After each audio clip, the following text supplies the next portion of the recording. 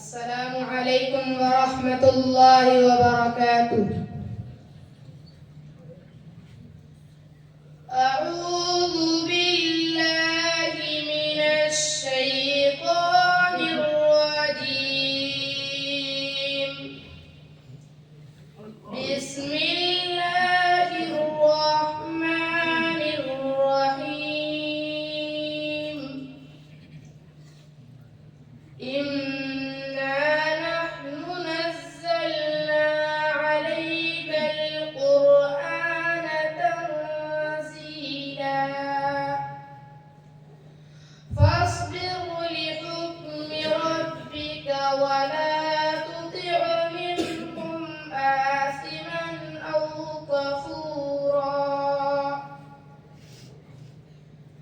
واذكر اسم ربك بكرة وأصيلا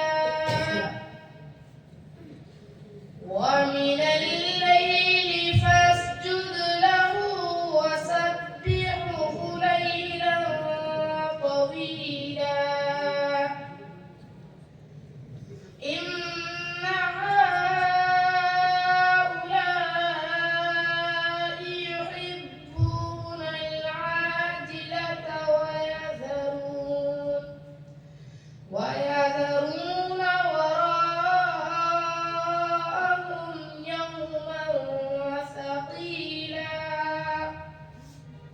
نحن خلقناهم وشددنا أسرهم وإذا شئنا بدلنا أمثالهم تبديلا إن هذه تذكرة فمن شاء اتخذ إلى ربه سبيلا وما تشاءون إلا أن يشاء الله إن الله كان عليما حكيما يدخل من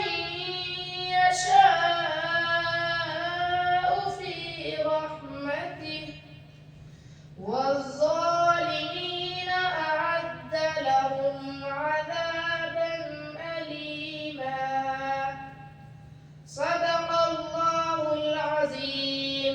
السلام عليكم ورحمة الله وبركاته.